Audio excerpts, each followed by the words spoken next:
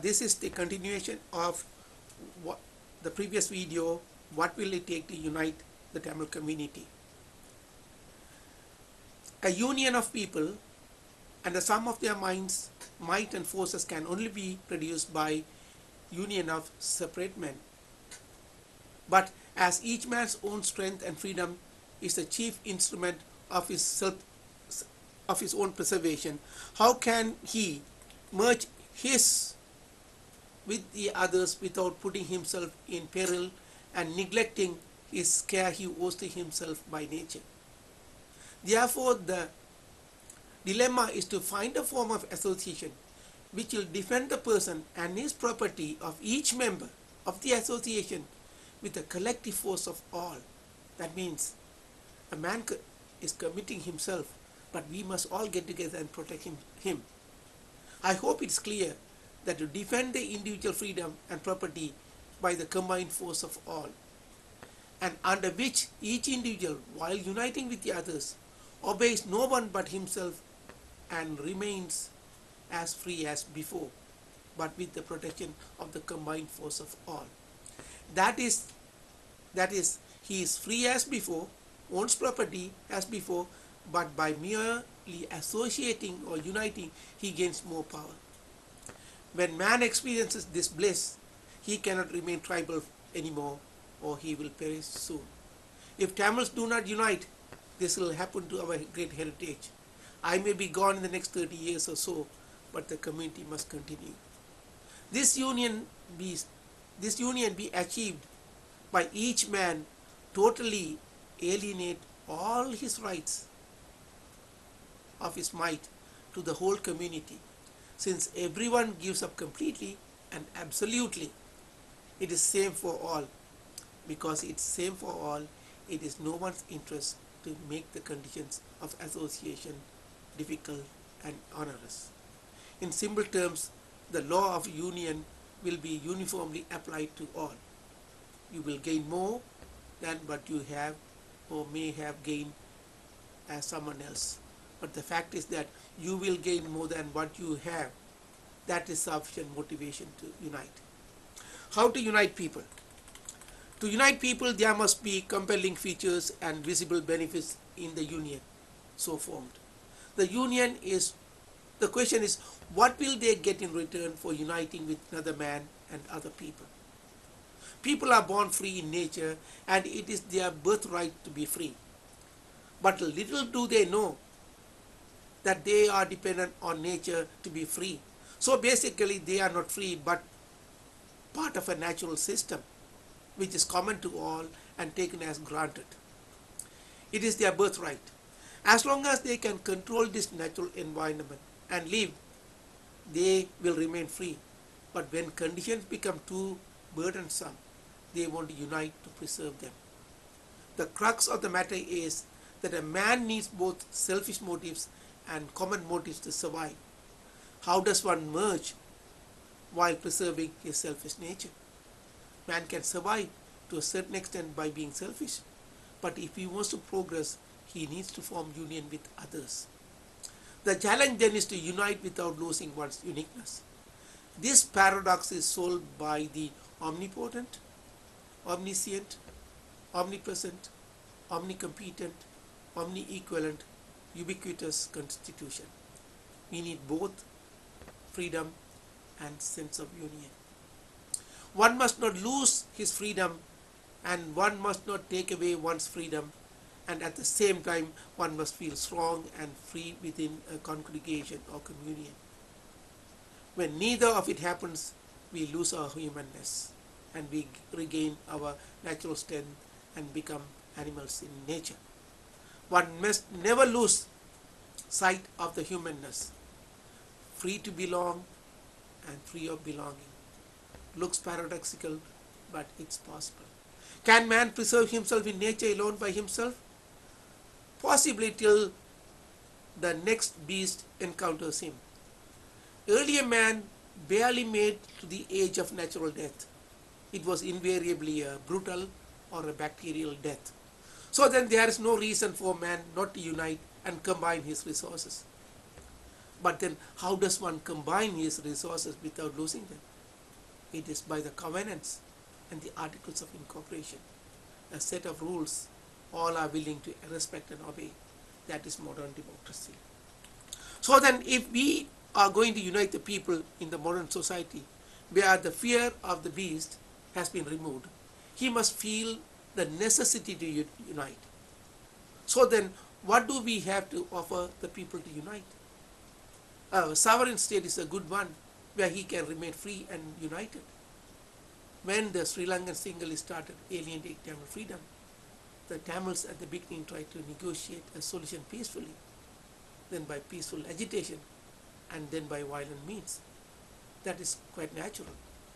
No man wants to put himself in harm's way unless his life is threatened. Religion and race are two dangerous weapons in the hands of the weak. If at all Tamils are going to make a deal with the Sinhalese, they must get the Sinhalese to change the constitution.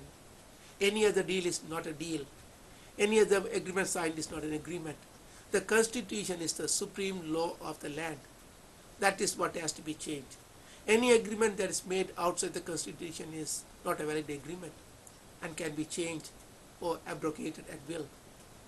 May I suggest to TNA, the Tamil National Alliance, that they do not negotiate, but only with the blessings of the 70 million Tamils worldwide.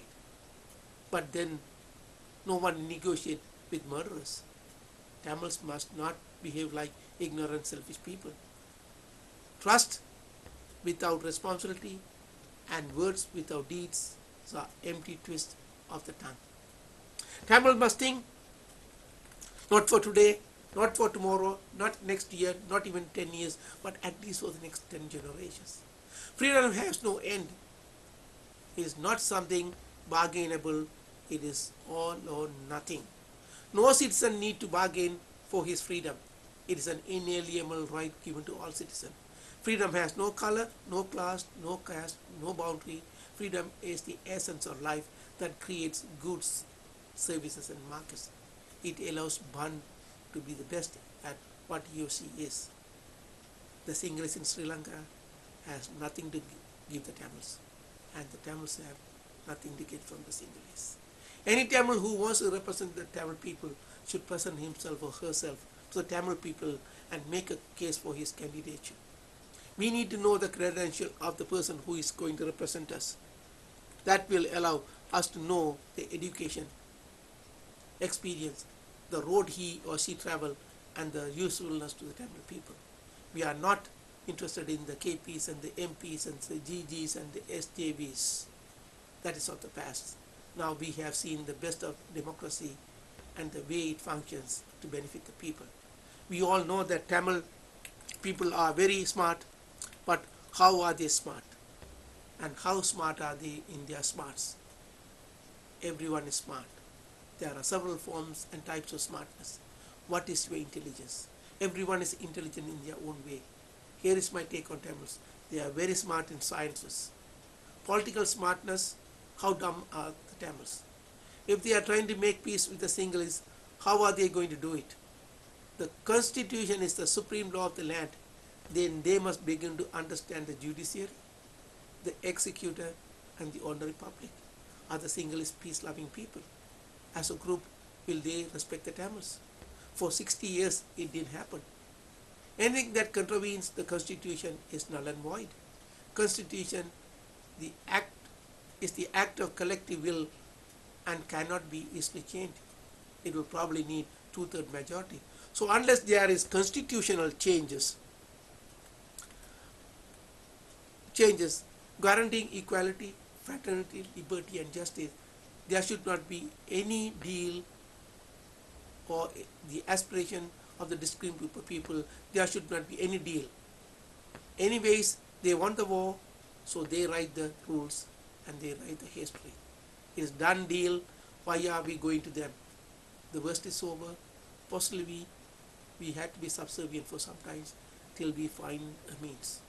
Whatever numerical advantage they may have, if equality, liberty and freedom are not applied uniformly, the state is bound to fade. Sri Lankan state is not a feasible state. It will fail one of these days. What Sri Lanka needs is an outside agency like United Nations to act as moderator till the poison in the collective psyche is changed. How can we change a fixed mindset of 2500 years? One of the shortcomings in our Tamil community is the almost absence of a sense of community and sense of belonging. Our demise was not due to the smartness of the Sinhalese, but the lack of unity, respect, and reverence among us. I think we are fortunate that this war happened, that our division and caste system will be abolished. We are divided by our class and caste system. Then how can we unite against a common enemy? The hypocrisy that Tamils are united is a myth. We silently ask, which part of Jaffna are you from? That is to find out what caste you belong to. When people ask me what part of Jaffna I am from, I always say that I am a Tamil Parayan. I have seen the havoc caste has wreaked in my community. Small-made people, diabetes, heart problems, etc. Call me anything, but when I see them, I feel sorry for. They all look like midgets with devious look in their eyes, high cholesterol look in their face, diabetic look in their bodies, and hypertension in their hands. Time to crossbreed and improve the herd. If we intend of breeding ourselves to inferiority through our class and caste system, someone has no choice to move out of the Tamil community and seek sanctuary among vibrant communities. Mahinda Rajapaksa has only one entelaki: criminality and violence that are his only way of reacting to the situation. Mahinda Rajapaksa is an incompetent criminal who has acquired the omnipotence of the constitution. What a combination and coincidence. Incompetence married omnipotence. Whatever he undertakes ends in ruins. He reminds me of the animal Tasmanian devil in the children TV program called Bugs Bunny Roadrunner Show. Anything he touches turns into dust. He is a curse on this tiny nation. Folk, I have spoken too much today, but thank you for listening. And as I always said, Tamil 70 million worldwide, unite, stay together, work hard, never ever give up, and the best is yet to come. We are winning. My name is Subramaniam Maslamani, a world-class Tamil powered by convictions, commitments, and conscience.